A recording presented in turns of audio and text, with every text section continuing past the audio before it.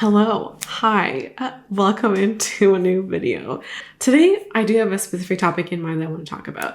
And the reason why we're doing a Get Ready With Me style is because I wanted to make this a full, beautifully edited, thought out video. But this is a topic that I just don't want to sit on for weeks and weeks and weeks as I get my thoughts about this in order. It's going to be more casual. And I have opinions and thoughts. They're just not fully fleshed out. And, I think this kind of video style lends itself well to, or Get Ready With Me lends itself well to this kind of context. I'm going to explain the concept of this video, and then we're going to get into the makeup. And we can all do a makeup together, which would be fun. Hopefully this catches you in the morning when you're getting ready for work or school or something. I have a couple of new things I'm going to use and spring things that I want to use. I haven't used on the channel yet. I got a new eyeliner. It was actually so good. Oh, thank you for noticing. Thank you so much. Can you tell we're in a mood today? Eyeshadow wise, I want to use this green. That's the plan. So we're gonna do our thing. The idea of this video is an amalgamation of a couple of topics. The first is this idea about indecision and our evolving aesthetics, I should say, but how we evolve and grow as people, especially in our aesthetics and how we want to present ourselves to the world. That's relevant in this channel for people who are often interested in things like beauty, but also how we present ourselves to the world impacts how much we buy and our finances in relationship to that. And also, I think, factors into contentment. But when we talk about how we present ourselves to the world, there is a cost to that. And this is kind of the direction that the video was going. And I hope that makes sense. I want to talk about what prompted this video and kind of what was the inspiration behind it. And then we can talk more about how our ever constant evolutions can cost us more money than we realize, than we anticipate, but also there can also be other costs to our evolving selves as well. So we're gonna do a couple of things.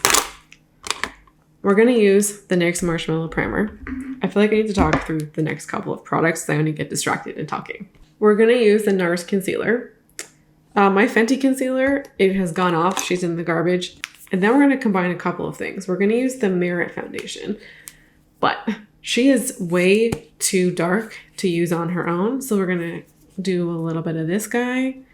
So I was watching this video by a YouTuber named Cell EST. She makes mostly tattoo content. She's on her way to becoming a tattoo apprentice. And she had this video where she was talking about tattoo regrets. And she was looking at content from heavily tattooed people. And they were talking about, in essence, being tattooed so heavily, so young. I promise this entire video is not about tattoos. They will have a role to play in illustrating some points, but we're going to go beyond that. So there were two videos that she referenced, which will be linked below, by the way, if you want to watch them yourself. One of them is a more recent video in the last maybe 2 months, and the other one is an older video, probably, I think, a year or more older. The more recent one was from Snitchery, which is a very big YouTuber, Laura Mercier setting powder. And then the other video is from Morgan Joyce. These are both women who are in their mid-ish 20s. I think Snitchery is 26, 27. Morgan Joyce, I don't remember how old she said that she was. I think maybe 28, but they're around the same age. These two women are saying similar things.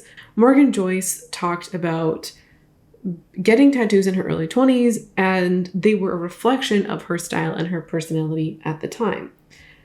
And they captured her essence, or her style, I should say, instead, for a time.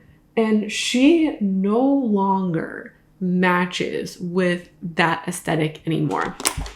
She wasn't saying that she regretted the tattoo style, as in like, I wish that I got, I don't know, like photorealistic portraits instead of neo-traditional. She was talking about the overall aesthetic of her appearance. And she talked about basically how getting her tattoos removed wouldn't really be an option because they cover most of her body, and it would be very painful, very expensive, and very long. Like, she would spend probably the next decade of her life and hundreds of thousands of dollars to get tattoos removed.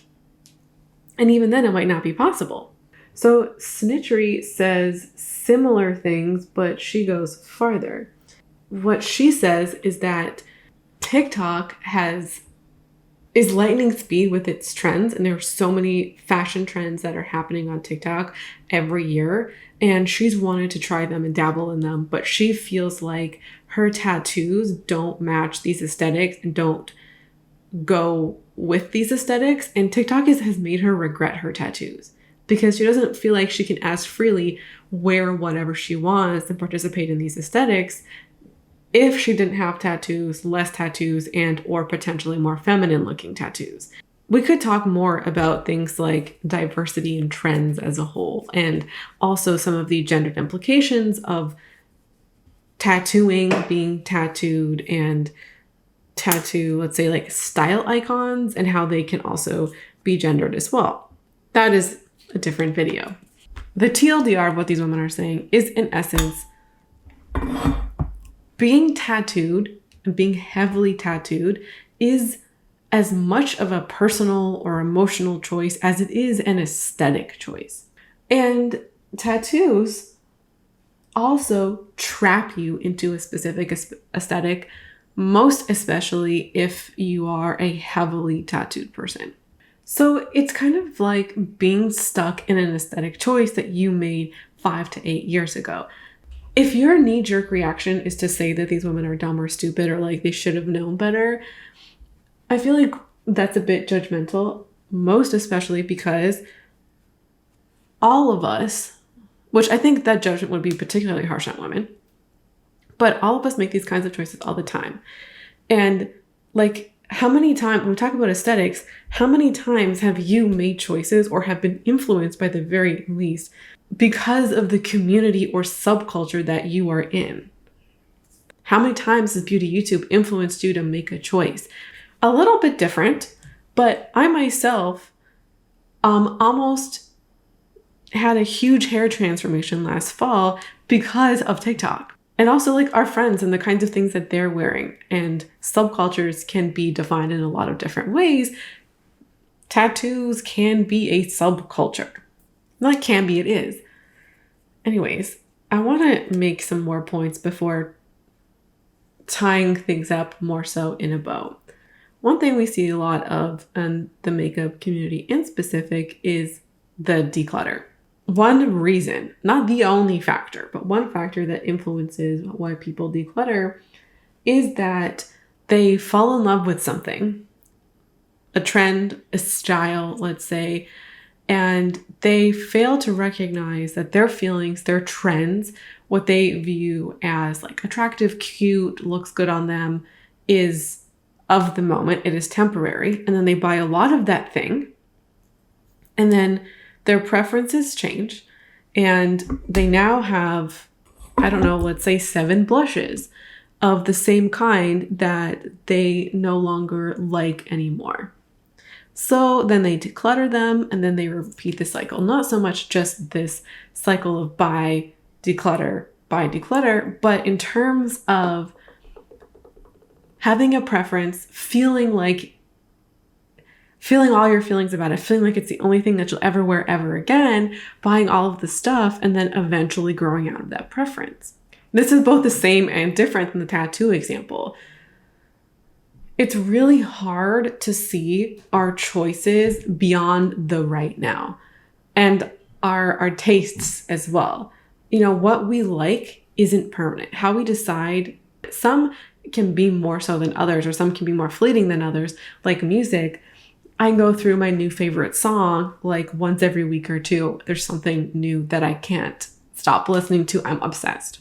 And we pay a lot of money financially for our evolving and changing preferences, and we can pay more than we want if we're not cognizant of our own taste cycles, not even out there in the world. So many of us are excellent at being able to acknowledge that trend cycles come in and out of fashion, in and out of style, and they can also be cyclical within a year or a decade or somewhere else in between.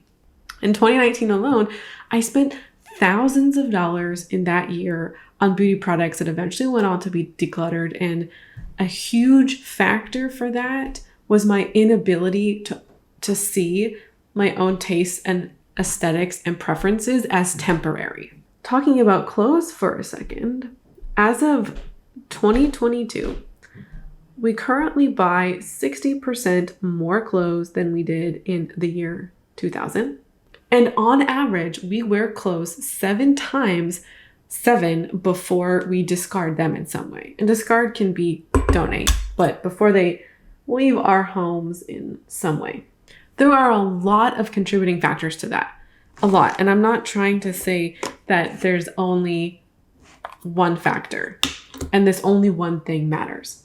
One thing though that we don't really talk about is this exact thing. Our styles and our tastes are so temporary, but we can be blinded to that fact. We can get so excited about something, so sucked into a trend, and also like feel that our preferences just are our preferences. Like they are a fact, and we don't consider the longevity of them or that they are temporary. This is, I'm just going to say for my own life, and sound off in the comments if you agree, disagree, let me know how you feel. I want to operate differently because I have this knowledge. I want to go into a clothing store and realize that how I feel right now, the way I want to present myself and my tastes is only of the moment. And I think these are two separate but related things. There are ideas about, let's say, what is trendy. Let's take something like tie-dye that was trendy about 2 years ago. And tie-dye has come in and out of fashion over the last 20 years and longer. Like tie-dye has a much longer history than the past 20 years, but we'll just take the last 20 years as an example. Tie-dye is a trend that we can very much get roped into wanting, but also how we want to present ourselves will change within our lifetime. And not even within our lifetime, within a decade.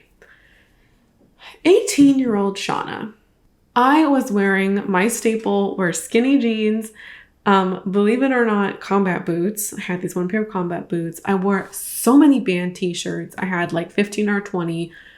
I loved my Alexis on Fire band tee when I was 18. I also just wear like a plain v-neck t-shirt and then sometimes like a random sweater. I don't wear band t-shirts anymore. That's not my thing.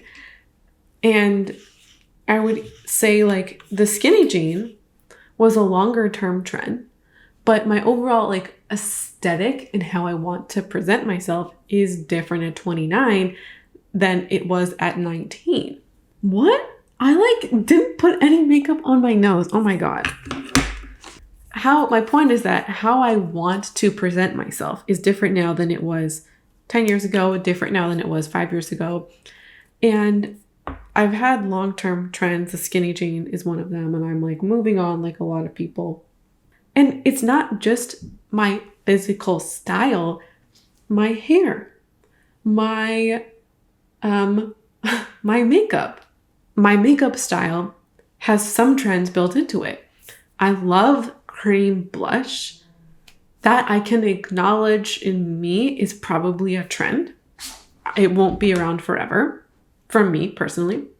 My brows, having these like big fluffy brows, also a trend. What is much less a trend is the coverage that I have for my face products. I used to love these big bold eye looks, and I have been a one shadow girl for the past year. Those are more like micro level trends. on what I like personally. I may always want to wear makeup, but how I choose to present myself will change. And there are costs to that every time I want to change, and every time I want to evolve, and every time I want to grow stylistically as a person. We're going to get back to fashion in a second, but there are things that we are hyper aware of that are as being temporary. I think hair is a great example because I myself have made choices with the fact that like hair is going to grow back. You know, cut it off, do what you want to it because hair is going to grow back. And it's like it is expensive to mess around with your hair, but it'll grow back. Like you can change it, and like you can change it pretty quickly. There can be big costs to them, not just financially, but also in terms of time. Roughly 8 years ago, I loved having, lightened my hair myself, and I was having all of these fun colors because I really loved the temporality of it and being able to change it up and do what I wanted. But there was so much maintenance. And there was a time where I had purple hair and an undercut. So 1 week I would be shaving my undercut, which also, by the way, this is from last fall. Look at this awkward as hell hair growth here, but I digress. 1 week I was doing the undercut, and then the next week I was doing the purple hair. And every week I was doing one or the other. And then I had to bleach my roots probably like once a month in order to maintain that. And look, I'm not talking about anything new or revolutionary here in terms of beauty. Like we all know there's a lot of time and effort that is put into, and money put into beautifying ourselves. But I'm not even talking about like a standard of beauty here. I'm talking about the ways that we choose to operate and present ourselves in the world. And I did not think about the cost of changing my mind and the cost of constantly putting time and money into these things, into choices. But then also when we change our style, when we change our look, there can be huge costs to that too. And a lot of people consider their wardrobes to be an investment. I'm not here to change your mind if this is something that you believe in, and your wardrobe can very much be an investment in something like self-confidence. Totally, I agree with you, and I'm not saying it's a waste of money. The point I want to make here is that we tell ourselves that our wardrobes are an investment because I think many of us conceive of our wardrobes as these things that we can eventually get a completed thing. You know, like $100 more and my wardrobe is complete. My wardrobe is done. And then you live with that for a while, and then like you can invest in it later. And so when I interrogated my own beliefs about fashion and clothing, was something that was under there, whether realized or not. I personally kind of changed a little bit because I don't understand how I could view clothing or my wardrobe as an investment when it changes so frequently. Like it can be an endless well that you just put in so much money to, and that can suck you dry if you're not careful. Because when I think about my wardrobe in 2023 compared to 2020, it's almost a completely different wardrobe. And I have slowed down my purchasing considerably.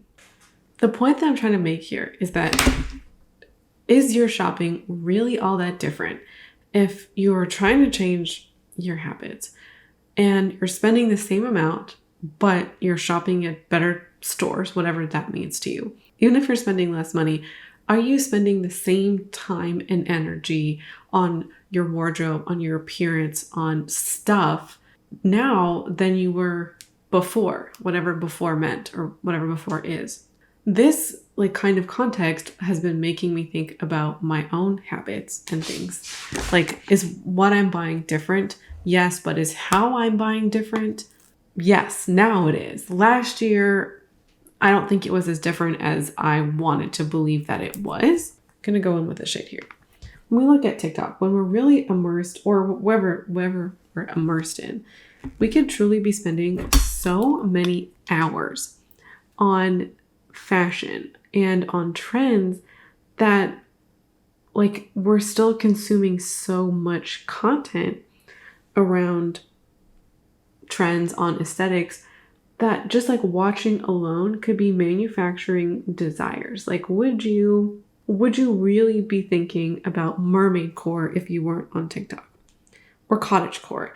And maybe cottage core is really like your true deep down personal style, but I think for a lot of people, we've had some time and space from cottage core.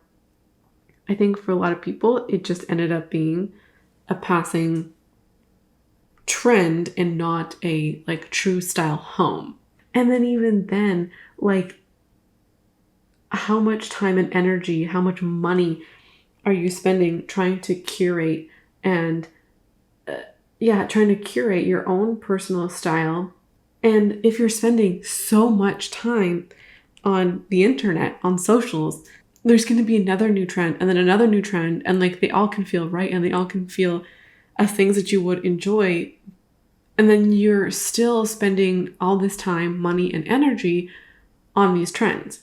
And then you could feel really compelled to buy them. And so you're always in this cycle of constantly curating and recurating your personal image and your style and the way you want to present yourself to the world.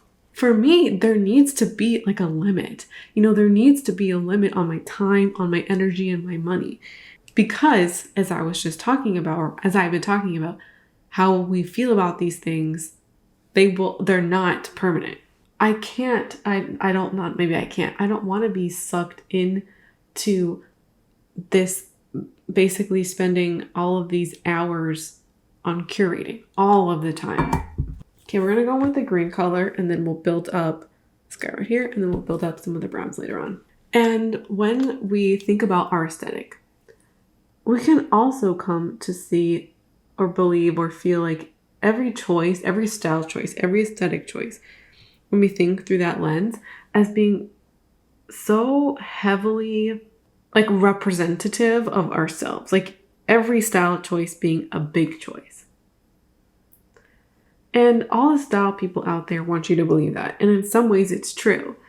But we can't have literally every small detail, every literal choice that we make ever about our aesthetic being somehow like representative of who we are. Not every choice has to be that big choice. And so then we can also feel like our wardrobes and our aesthetics, those choices are super big, super important, and something we need to take time, care, and attention. And we don't need to hyperfixate all of the time.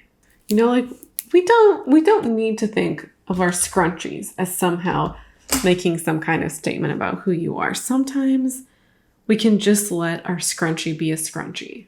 TikTok, advertisers, all of those things. They're cool if we get wrapped up in these things. They want us to. They're fine if we view it all as an investment or as something that's representative of who we are. If we take these choices super seriously, then we'll buy more things. They also are cool if we don't put any thought into these choices at all. And we just let the TikTok girlies talk us into buying whatever cool thing is out there. They want whatever will get us to buy more stuff. And, it's not hard and fast, right? Like some of our choices can just be super impulsive. We were just talking about that last week. We're going to use this blush. I feel like this will be nice. Tattoos, kind of going back to the topic that we kind of started with today's video. It's kind of a lot. Tattoos are an interesting example because they are the most permanent, but also like one of the more expensive things. So they can be prohibitively expensive, but they, I think, could also be aesthetic choices that we're making without even realizing that we're making aesthetic choices. Hello, Editing Shauna here.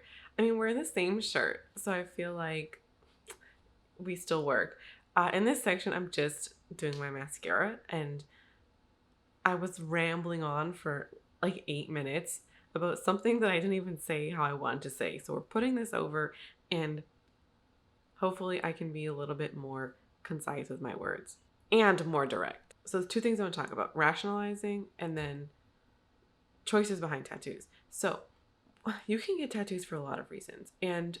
But some of my tattoos were made, or all of them were made with a consideration that wasn't really about aesthetic. It was about like something has meaning to me, something has like emotionally registers to me, which is a reason why a lot of people get tattoos, or probably their first tattoo.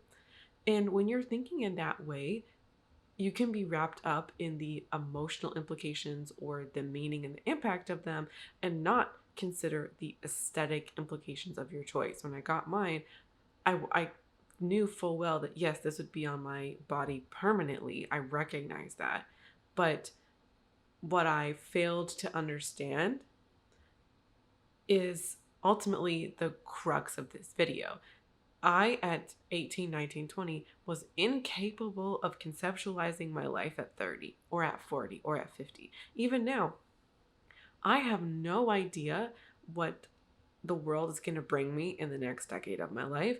And I don't know who I will be, what I will become. And I have ideas of what my life might look like that might feel more real or more possible now than at 19 or 20.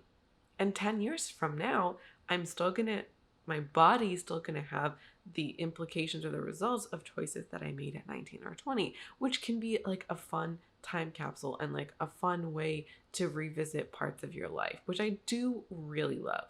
That doesn't mean that that's always the case, that revisiting those things are a good thing or a positive thing, or that the result of those choices are aesthetics that you still want, or something that like you still want to remember or think about 10, 20 years later.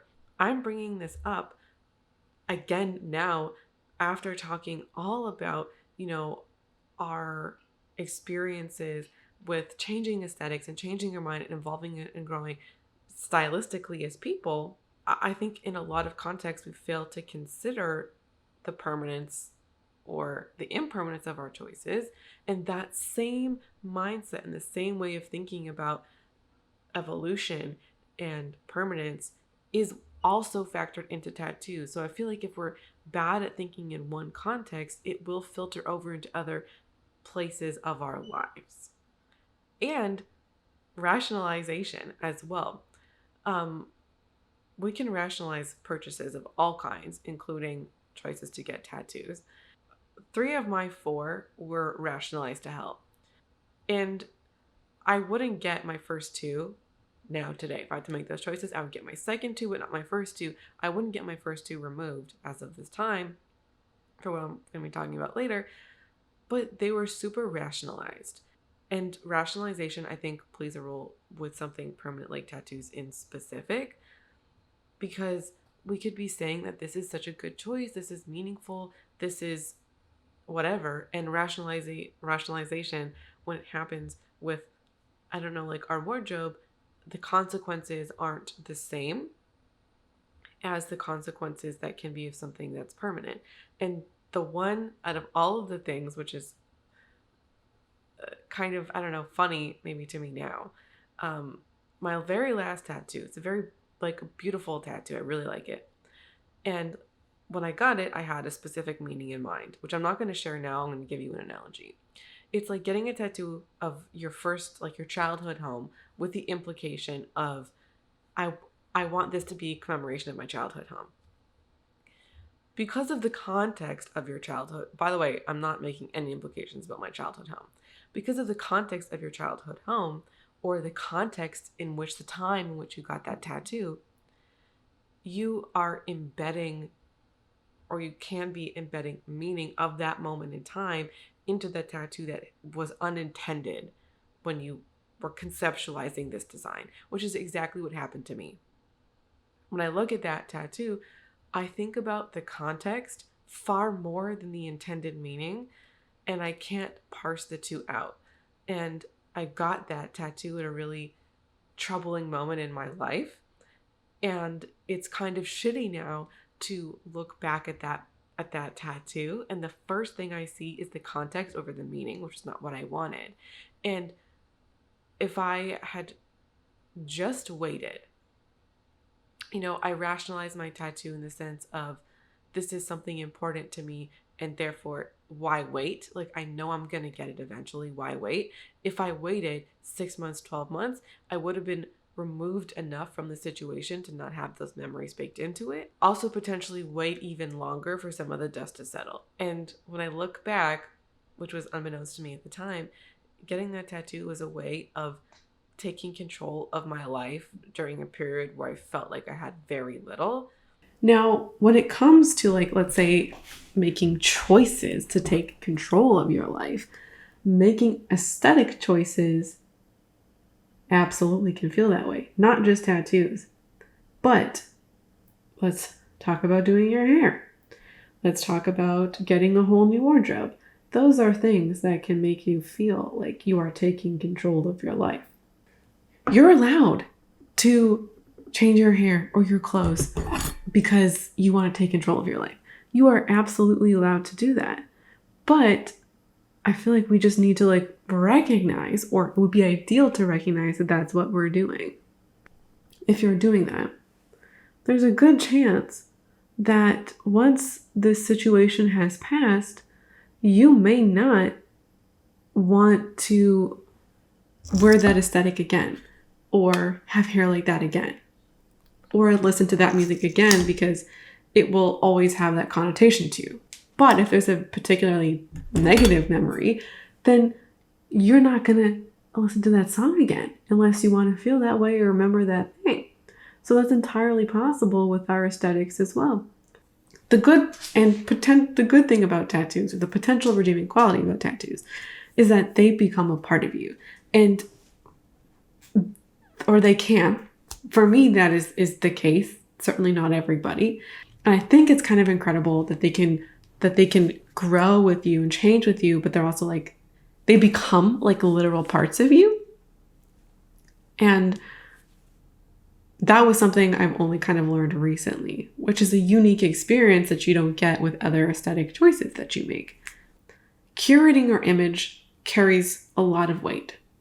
And having our insides match our outsides, or changing our outsides to match a particular moment or feeling or vibe, capture who we are in some kind of way, very meaningful. It can be empowering. It can be liberating.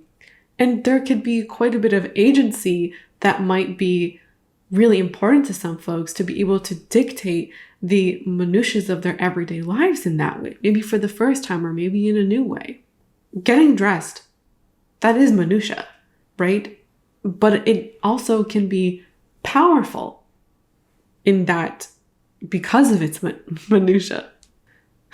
Because of that, and because of all of the things that I've talked about today, it can lead us to dumping so much money in the name of aesthetics and in the name of investment, and we will never see the return. Just because you bought something that matches your aesthetic, or you bought a piece of clothing, does not inherently make something an investment.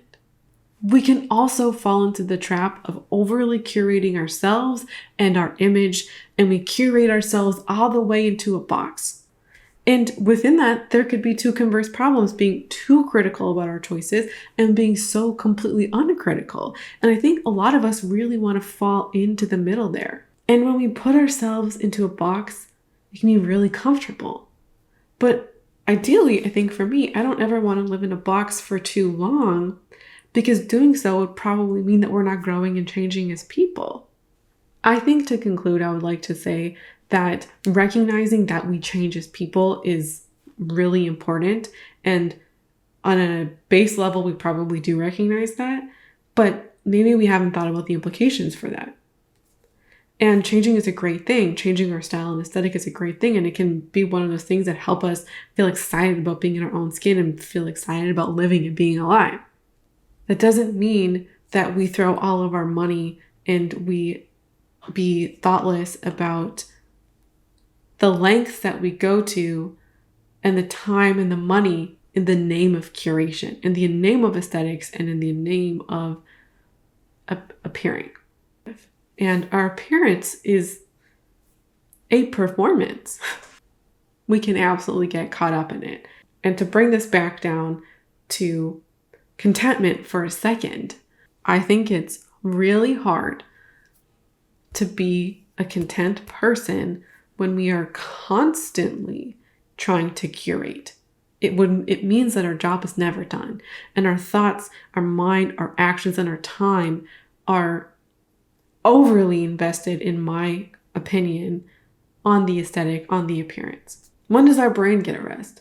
You know, when do we, like, I don't know, how can we really be content with who we are as people if we're always attempting to curate?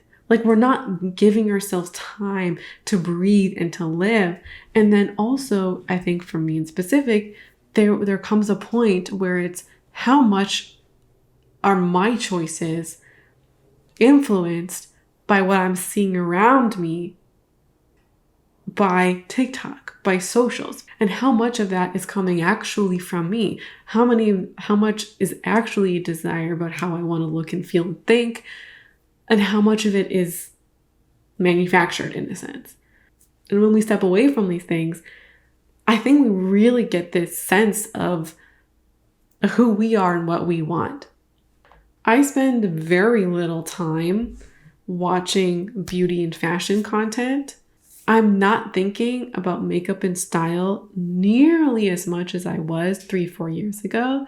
And what that has also meant is when I look at some of my style evolutions over the last 3 years, they have not really been evolutions. They have been, I don't want to say like speed bumps, because they've been influenced by media around me. My like romantic girl phase, influenced by all the Cézanne content that I watched. Some of that has stayed, but like 20% of that, you know? And my grunge girl phase of last fall, which admittedly was something that I knew would be short-lived, definitely influenced by the content that I was consuming. I'm glad that that was much more like self-reflective, you know, and kind of knowing that. Like, very little of that has stayed, but some of it has stayed. And there's like this baseline of who I am in terms of like aesthetic wise that has kind of, you know, kind of simmered throughout the surface. And the evolutions that are true to myself are very slow. And I like to keep that in mind when I am caught up in this new thing, or buying this new thing to make me feel this way, or like maybe adding these things would be cute. Also, you're allowed to put a hard budget on stuff. Yeah, all of this, you know, all these cute summer clothes are coming out, but guess what, homegirl? You and I don't have the budget for that this summer, so it's fine. You're not going to have a fundamentally different experience being yourself. Like, you're still going to be you, and you can still thrive and be the loving, beautiful person that you are. You're not going to be fundamentally different because like you got this cute shirt. Maybe you'll be more confident, but also like that's not a guarantee either. I feel like I need to be quiet because I could talk circles. That's it from me. That's the video. I'm so curious to hear your thoughts. Did this make sense to you? How do you feel? What are you thinking? I'm going to come back for like just a hot second once this has been dealt with. I wanted to, I'll be back in a second. Okay, we're back. I really wanted to have like a bun moment. So we're doing that. Thanks so much for hanging out with me today. I hope you enjoyed watching this video. I hope you'll stick around to catch more great content. We have project pans coming up, more conscious consumer content coming your way. I hope you'll stick around for that. Okay. I hope to see you around here soon. Bye.